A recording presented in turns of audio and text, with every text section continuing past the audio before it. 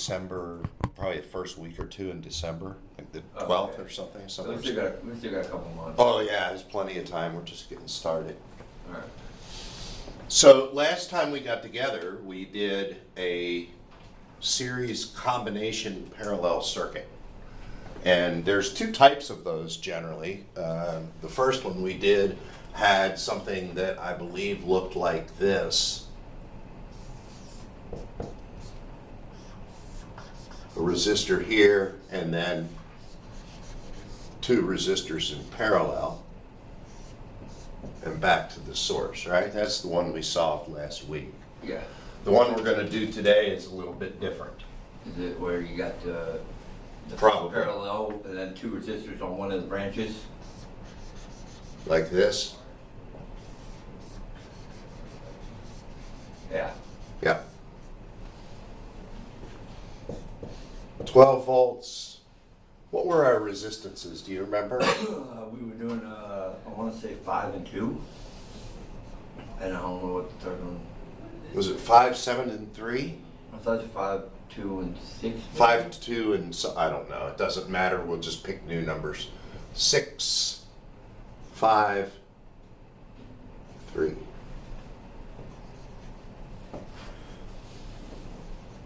And again, we can put up our table like we did last time. R1, R2, R3 total, and V, I, and R. We can always calculate the power. I tend to leave that out when I do the initial circuit and then add it later because it's really just V times I. But I don't like a real cluttered table. And plus, I know by looking at this that if I have any two in a row, I can calculate the third one. So there's a graphic visual element to solving these. So the first element, or the first order of business, is to do what we did before and write down everything that is given to us in the circuit. And that would be total voltage is 12 volts. Resistor 1 is 6 ohms. Resistor 2 is 5 ohms. And resistor 3 is 3 ohms.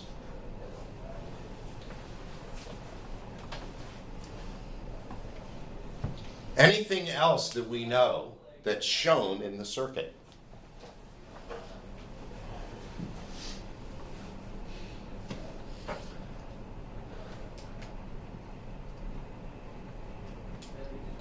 Anything? There should be something obvious. Based on what we talked about with the parallel Resistor 1 is circuit. getting 12 volts. What's that? Say that again. Resistor 1 is getting the full 12 volts. Sure, resistor 1 is in parallel with the source. So this Yep. side of R1 is tied to the plus, this side is tied to the minus. So we know that the voltage across R1 It's 12. is going to be 12 volts. Yep.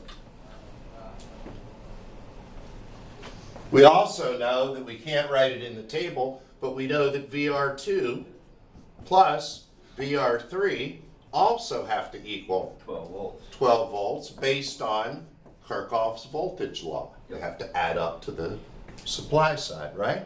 Yep. We also And we know, that the total resistance will be less than 6 and greater than 3, right? well, we don't know that yet. We know it will be less than 6.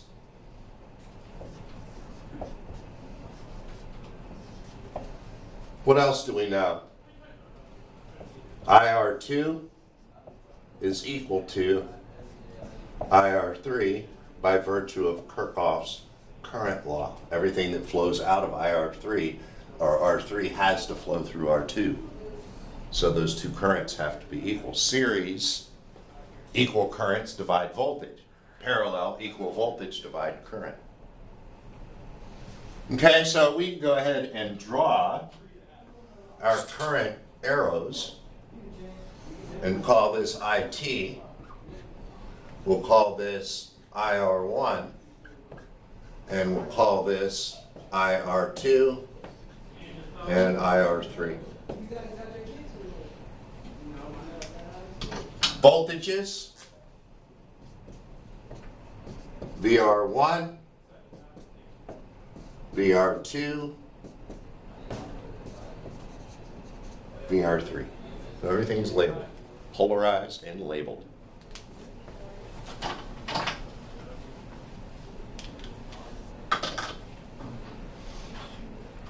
So what is the question that we ask now? What's the question we ask ourselves now?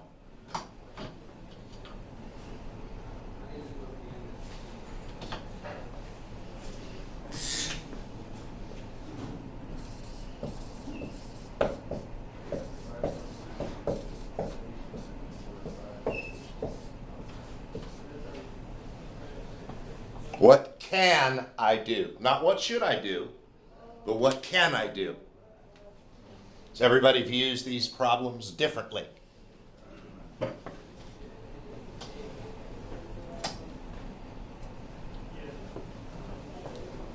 So what can I do? Morning. The other side is open if you need to get in over there or if you're over here. I don't know. We're not going to be over there. What's that? I said, I don't know which side to be over. What are you doing this quarter? I'm in the senior quarter. Okay, so, It's the only day I can get off to come in. That's why. yeah. Over on the other side, if you go in the other side, I think you can find the SMC devices. It's over here. Yeah, over on the other side, you know the SMC devices, the ones that have the PLC built in? No. They're kind of made of aluminum, they're like this big. I'm sure you've seen them. Yeah, we have. I'm pretty sure I can find it. Yeah, and the book that you need to start looking at is sitting over there. It's the MAP 203. So look for that. If you don't find it, come back and harass me. We could figure the current for R1. Sure, we could figure the current for our R1 easily enough. We know the voltage and resistance, so we've got 2 out of the 3, right? So what then is the current? I is equal to V over R. So it's 2. 2 amps. 2 amperes. Does that help us with anything else? Not really, because we don't know what the total current or anything else is. So at that point, it gave us some help and filled in a spot, but it didn't help us to get the circuit manipulated so that we can solve it. What we want to do is we know how to solve series circuits. We know how to solve parallel. So we want to figure out what can we do to get this circuit to either look like a series circuit or look like a parallel circuit. We have to combine R2 and R3. If we combine R2 and R3, add them together, the result of that will be in parallel with R1, yes? Yeah. So we can redraw the circuit, and I tend to do it small and sloppy. So it'd be 8 ohms. So you would have The equivalent to 1 8 ohm resistor. 6 ohms, and R2 plus R3 is 8 ohms.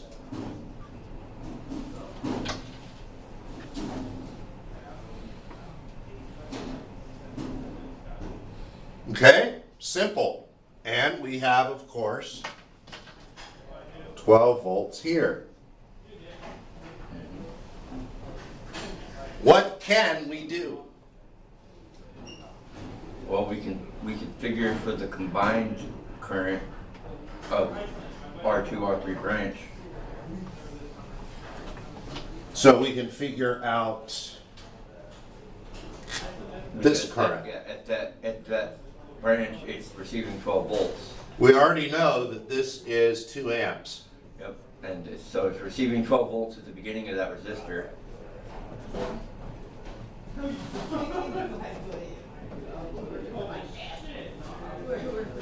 So then we can figure for the 12 divided by 8, which would be what, like 1.5, yeah. So now we know that that branch is getting a total of 1.5. And since we know that IR2 is equal to IR3,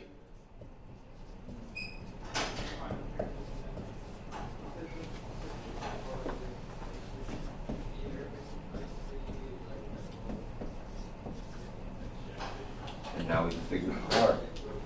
We multiply the 1.5 by the 5, right? sure, And so then we end up with got 2 out of 3. 7.5 volts. That's one thing we could do. The other thing we could do is calculate the total current, which is 3.5, right? Because you've got 2 amps here, 1.5 here. That's a total of 3.5. From there, we could calculate the total resistance and then calculate everything else from there if we wanted to. That's what I'm saying. It's what can I do, not what should I do. You may solve the problem completely different, and whatever he's saying may not make sense to you. You will have your own way, or you will develop your own way to solve these problems the same way you develop your own preferred way to get to work in the morning or get to school. It's a personal preference. Okay, so, but you're entirely right. Let's go with what you're saying. So we And we can calculate our voltages because V is equal to I times R. 7.5. So 7.5 and 4.5. Yep. 7.5, 4.5. Did they add up to 12? Yes, they do. So Kirchhoff's voltage law is satisfied, right? Yes. And then what do we need to do here? Hold on. Well, we can either calculate the total resistance Or the total current. or the total current, and from that get the total resistance. Yeah. So down here, we could do this by saying 6 times 8 over 6 plus 8. Or we could say R is equal to V over I, which is 12 volts, over 4.5 amps. Both of those should give you the same number.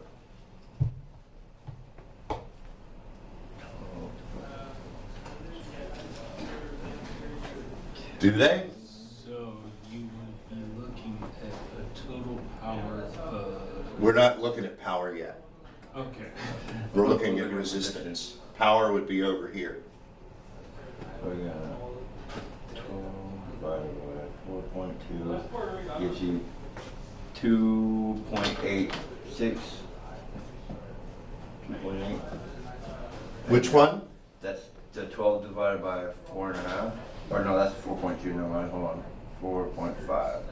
2.6666666666. So it's 2.67.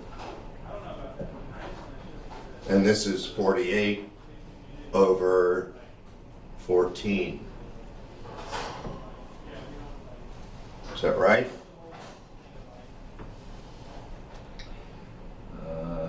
That's not coming out the same. Not coming out the same, so what do we do wrong? I know what we did wrong. This is 3.5, duh. 2 plus 1.5 is 3.5. Yeah. So this should be 12 volts over 3.5. 3.5 is 3.428, blah, blah, blah, long residual numbers. And then 48 divided by 14 is 3.4285, blah, blah, blah, blah. So yeah, that's it. That is our number. Circuit solved. Yep. We have every voltage and every current. If you want to calculate the power, 24 watts, 12 times 2. 7.5 times 1.5 is what? 7.5 plus 3.75 or 11.25-ish. 4.5, 6.575. 4.5 times 1.5 is about 6.75. And 12 times 3.5 is 42. So you can just multiply them and get your answers.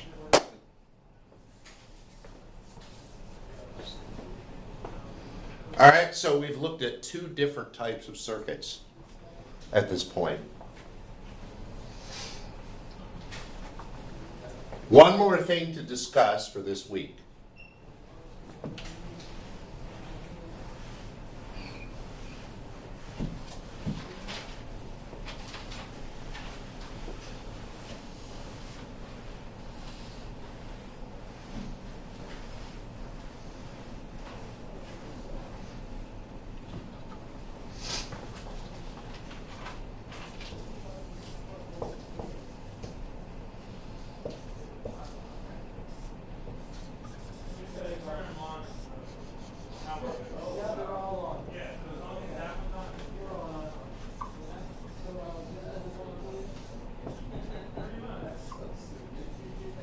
Yep, just going to do it simple.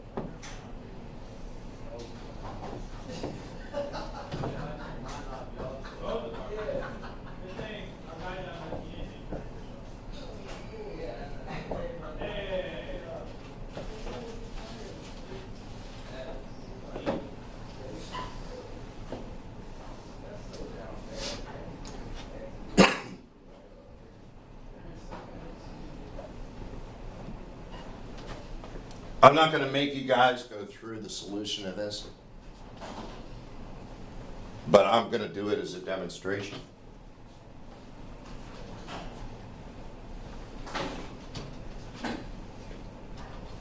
What's different about this circuit than any of the other ones that we've looked at? Two power sources. It's got two power sources.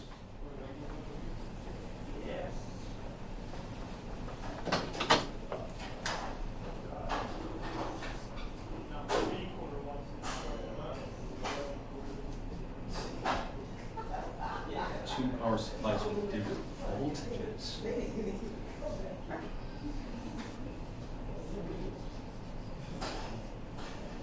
But the power supplies are ran parallel. Yes. Which actually would make the voltage somewhere in between the two. But the current, Yeah. But then there, yeah, resistance. You average out the voltage. yeah, with the current boost. Yeah.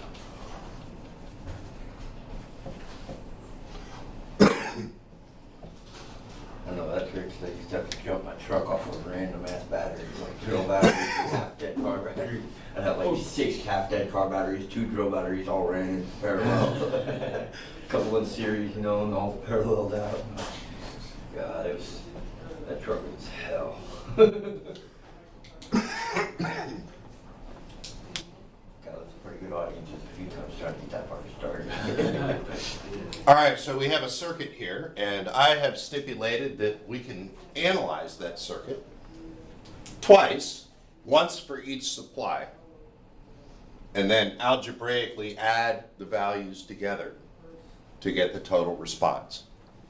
So what I've done is I've isolated this source by setting this source over here to 0 volts, and I do that by just shorting it out. If I'm shorting it out, there's no resistance, no voltage. And I can analyze that circuit now. This becomes, and again, I'm just demoing this. If you want to write it down, of course, it's also going to be on the video. This becomes 3 ohms, and this becomes 4 in parallel with 2, because these two are now in parallel with each other. 4 in parallel with 2 is 4 times 2, which is 8, divided by 6. 8 divided by 6 is what, 1.33?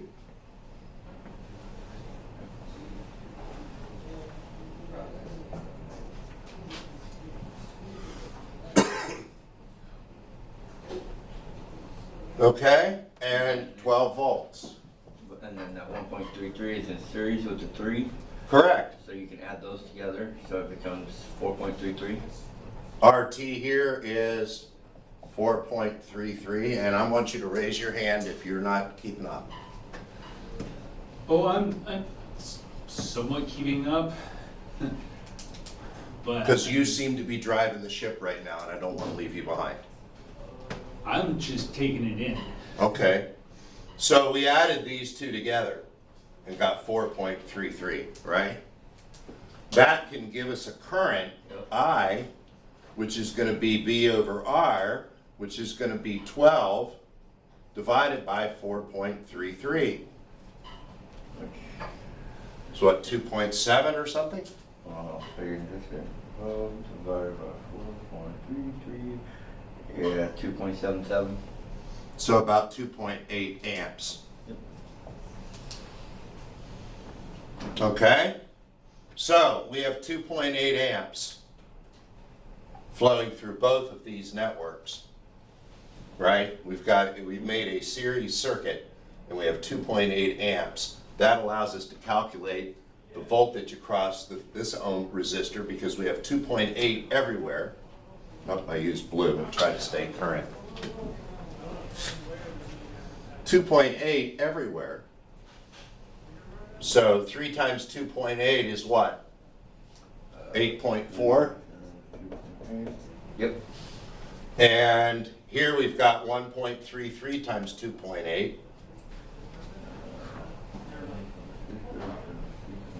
Is it 3.7? 3.724. What is it? 3.72.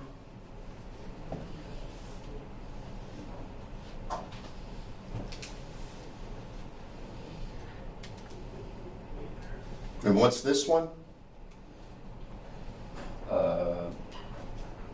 Calculate that for me, just to be sure.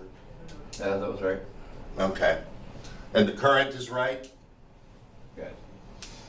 All right, so we have about 12 volts across both of these, don't we? Yeah.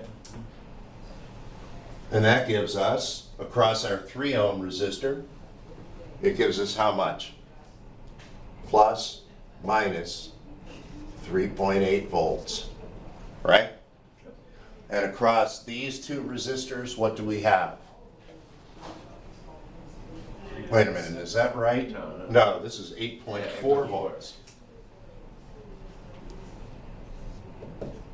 And we have plus minus 3.8 and plus minus 3.8. And that's from the first of the sources. So this source, right, we'll color that blue. That's our blue source, and that's what it's providing in the circuit.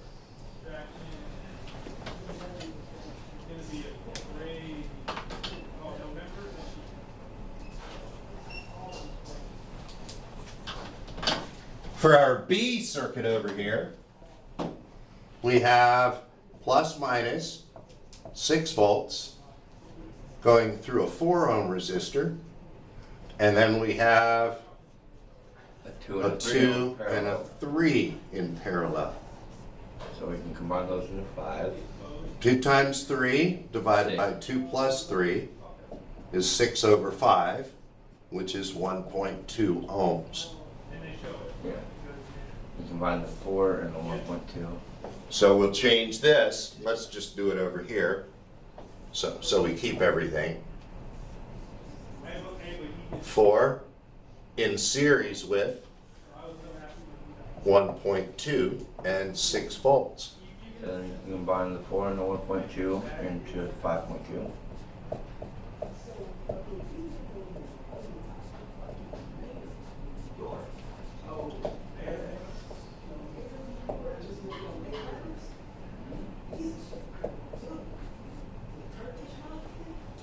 That's what my guess is.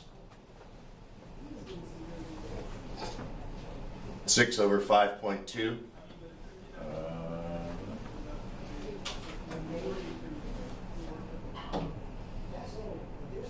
1.153.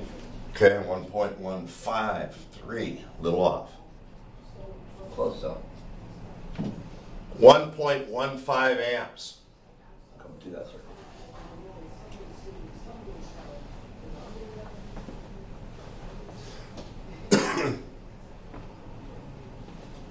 That gives us what in terms of voltages? 1.15 amps times 4. 4 is 4.6. 4.6 volts. And then 1.15 times 1.12.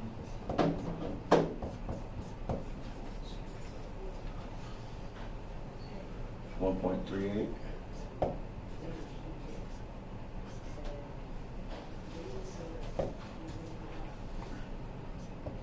And together those make right at 6.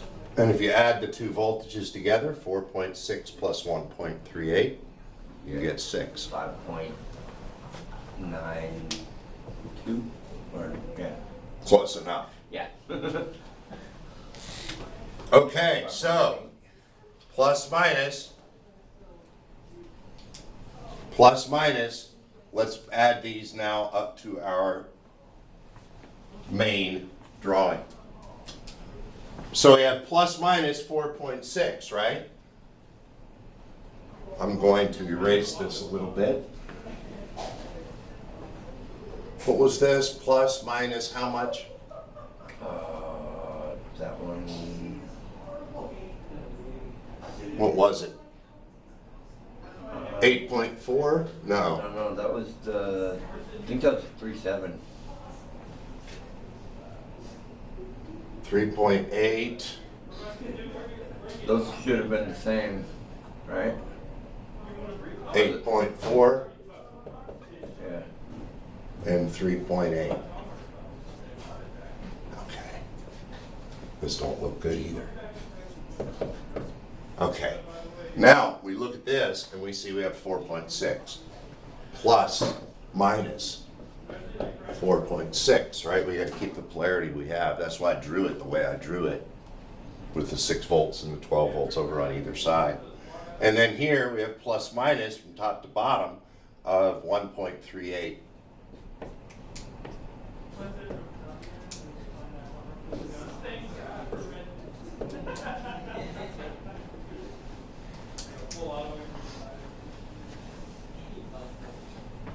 So now we have the contributions. Would we work those like you would in simple math? So that would be a negative 4.6 plus 3.8. Well, I'm just about to get there, but yes. I was just trying to, Yeah. make a prediction there. Make a prediction. Yeah. So these are in opposite polarities, right? 4.6 this way, 3.8. What's the difference?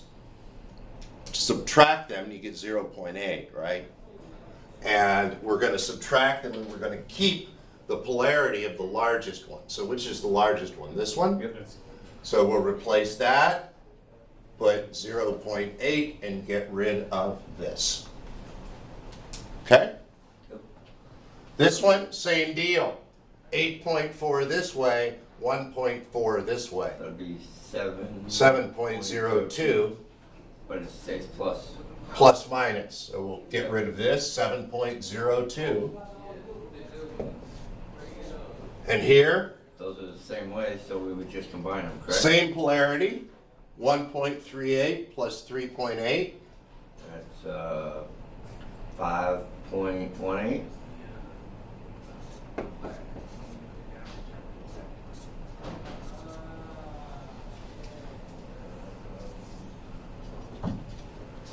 Okay. Is it right? That's the question. Is it right? Do we have a way of knowing? And the answer is, of course, why, yes, we do. Remember what I said about Kirchhoff's voltage law, that the sum of the voltages has to equal the source? Yeah, so if you go from the 12 and wrap around the 5. So let's start right here. The 5 plus the 7 is 12. And we're going to take a walk. And we're going to encounter negative 5.18. We're going to keep walking around this circle. And we're going to come up with negative 7.02. We're going to continue walking around the circle. And we're going to encounter plus 12. And then we will be home. Okay? What do those add up to? 12.2. Roughly 0.2. Well, yeah, 0.2. Right? Yeah. Negative 0.2, which is functionally 0. Takes into account any rounding we've done. Yeah. What about this way? We'll start up here. We can go in either direction. Go this way. We have plus 0.8. Go this way. Plus 3.8. No, it's 5.12. Is it? Yeah. What was this one? That Oh, was okay, before- 5, yep. before. Plus 5.18. Yeah.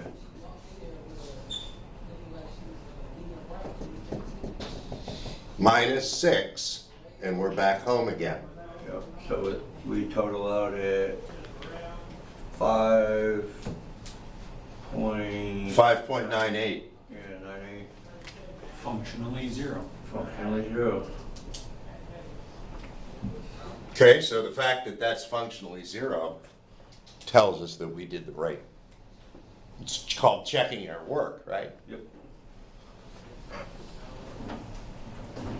So what does this tell us? That this whole process is a lot simpler than it looks on paper. That's true too. But you know what it also tells us is, first of all, it kind of holds valid the whole idea of conservation, doesn't it? Yeah. Because whatever we get from one source is going to be algebraically added to what we get from the other source, and the answer is going to be the algebraic sum of the responses. You can simply add them together, and the only reason we can do that is because we have conservation to make sure that everything's going to add up, right? So if you go into like an old encyclopedia or maps in some cases, you have these things called overlays. Have you heard of those? Where you might have a skeleton, picture of a skeleton, and then you'll have a clear page that's the muscles. Yeah, or the organs, then the muscles, then the skin. Exactly. Yeah, And you can layer them on top of each other, right? And the sum of those layers adds up to the whole human body, right? So what you're doing is you're taking the skeleton and you're superimposing, right, another layer on top of it, and what you see becomes the sum of those two layers. Yep. Superposition. That's what this is. It's called super. And what does super mean? What's the word super mean? Supervisor. Above all. Above, Yeah. right? Position. So we're just going to lay something above something else. Add them, liberally add them together. Okay, so, you know, this is kind of a question that says, you know, that begs the question in a sense, why would we ever want to do this? And the answer comes in the form of later work. And chances are, you would rarely ever do what we just did on the board. Yeah, I was about to ask, how often would you run into that in the real world? Every day, Really? but not with this. This was a demonstration circuit. The place we used them, we haven't yet been able to talk about because we need more background, but I'll give you a quick example.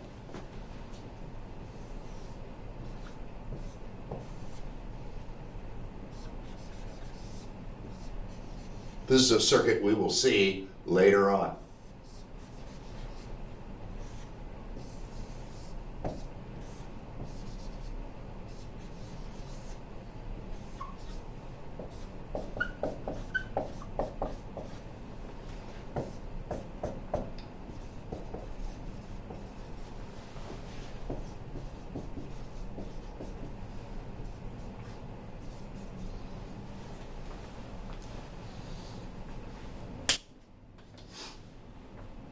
How many different voltages are there in that circuit in terms of a source?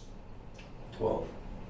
One volt, one source of 12 Yeah, volts. One source of 12 volts and one source of signal Yeah. that you want to amplify, right? Okay, now I get it. So now you have a signal, an AC signal, which is the reason we haven't talked about it yet, that's coming in from a CD player and is being amplified by an amplifier, right? Remember, we have conservation, so I can't just make more energy out of nothing. So I have my amplifier hooked up to a raw supply of energy. So the amplifier takes energy from here, adds it to this, and makes more energy at the output. It does that through superposition. So when we look at a circuit and analyze this circuit, we're going to basically be doing it that way. Okay, we've got some shortcuts that we can use based on what this transistor does and whatnot, but for the most part, we see that as two separate sources exciting the same circuit. That's why we need to understand superposition. Okay? Does that make sense now as to why we... Yeah, that actually makes perfect sense now. why we It's a lot might like want to the need it. starting circuit on a car, because you're not running that full power through the key switch. The key switch just actuates A relay. yes, thank you. Starter solenoid.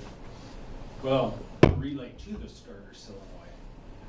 And then when you get into the computerized, where you just touch a button and it just starts it, that's something completely different. It's not, but it is. Well, It's yeah. how it's controlled, Yes. right? But yeah, that becomes you have the power going to the starter, and you're using another power signal to control that. Mm-hmm. And the net result, of course, is going to be what happens with both, Exactly. right? Yep. So yeah, superposition is very important. So I want you guys to remember this. What can I do? What can I do? Not what should I do? Because everyone is going to draw, analyze, visualize these circuits differently based on how the brain works.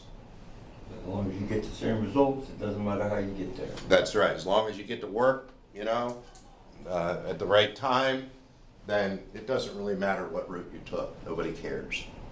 Yep. That's, part of the problem I have with a lot of the kids that come in that are high school kids or whatever. They are from an environment where their instructor said, Yeah, do it this thou way. shalt do it the way I want it done, or Or you fail. you fail. Good morning. Good morning. What are you guys hanging around here for? We're supposed to meet Kudus' class this morning for nothing, and he told me to be up here. I don't see Kudus or his class. Did you check across the hall? It looked like the light was off, but maybe it's just. They're probably still doing their lectures. They're probably downstairs. Yeah. Which In downstairs? C-102, yeah, the old area. Alright. Yeah. I don't know, it's not my day to watch it. Oh, all that got recorded, didn't it? Well, I guess I'll be editing that later. Because it's right at the very end, as it turns out. Anybody have any questions so far on what we've done? We are at the point now where next week we will start alternating current, start talking about AC. Most of the rules around AC are the same as the rules that we've worked in here. Kirchhoff and all that stuff still applies. But instead of talking about straight lines or constant voltages, we're going to be talking about circular Yeah. voltages. If you look at windmills and all crap like that, they all involve some kind of circular motion, right? So when you take a slinky and stretch it out, I don't think we can get a shadow on the wall, but if you take a slinky and I'll do it right in front of the camera. If I do a slinky and stretch it out, does it look like something familiar? Does it look like a waveform that you may have seen before? So a sine wave is really just a two-dimensional representation of a circle, which is why we have to use things like trigonometry, which is why we're going to be talking about sine waves in terms of degrees instead of any other type of measurement. So we have to start thinking when you see this on the board that it really is a coil that comes out of the board, right? We make it using windmills or turbines. Almost every way we make alternating current involves some form of rotation. If we're making it with solar, That's going to be direct current because it's just beaming constant energy on that solar panel. So that's going to make direct current. But when we turn things around in a circle, Yeah, that's when we have to send it through an inverter. yeah, then you have to send it through an inverter to make it bounce up and down again so you can run AC stuff off of DC. Yeah. If you have an interest in that, you might take some time over the weekend if you have some time and look up the crazy battle that went on between Thomas Edison Oh, and I've studied up Nikola on that. Tesla. Because they both were trying to get the Thomas- same thing going on, trying to get the world to subscribe to their preferred type of energy, AC or And Thomas DC. Edison, to discredit Nikola Tesla, invented the electric chair. Yeah, there was a lot of things that went on. There were Yeah. electrocutions of Yeah. animals in the streets, and all kinds of things went on. It was a very, very nasty battle between the two. So, and you know, both of them had their ideas. It's a shame that Tesla spent so much time fighting that battle instead of looking into some of the other stuff that he was looking into. But hey, that's the way life goes.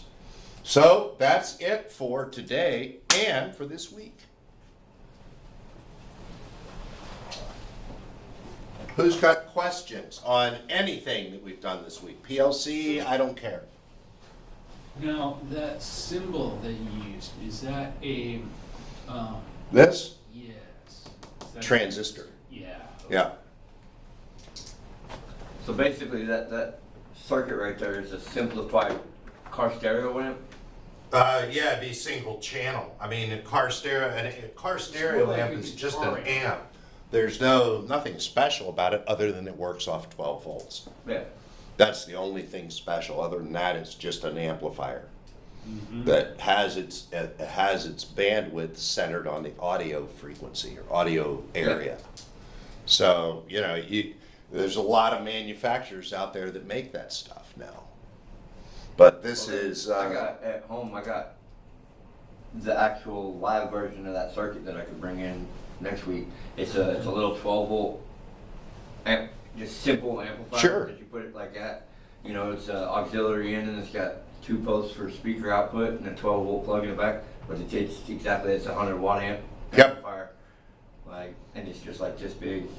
But we'll have we have all the parts. At least they're coming Yeah. to manufacture to make these, so we can make these in the lab too, and use our function generator to provide the signal, and use our DC generator, DC power supply to provide the 12 volts, and our oscilloscope to measure the input and output. We should be good to go. So those things are coming down there. All that stuff is coming down the pipe. We're not ready to look at an oscilloscope yet because we haven't even learned about AC. Yeah. Oscilloscopes are pretty much worthless with DC. That's what meters are for. So you telling me by the end of this class I'll be able to build my own car stereo amps? I would imagine, depending on you probably won't have all the bells and whistles, but you'll be able to build a simple amplifier. Shouldn't take you very long. It's very easy.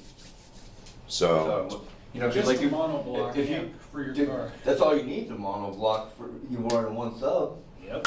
But you know, like if you want to get a decent like 5, 6, or 8,000 watt amp, you're spending some money. and you're going to spend that same money building that in a lab too. Really? Yeah, because you need you need power transformers. Those things weigh a ton for a reason. You also Because they have need transformers capacitors. in them, which we haven't talked about. They have capacitors that are huge because they work with so much power. Mhm. And all those parts are expensive. Are they? Oh, Yeah. Oh, lame. So, you know- build it for cheaper. You're better off just buying one. Yeah, that's pretty much the way it is these days, especially since there are companies out there that's all they do. You know, they're better at doing that than anything else, and they don't do anything else but make that product. So I'm going to shut off the recorder.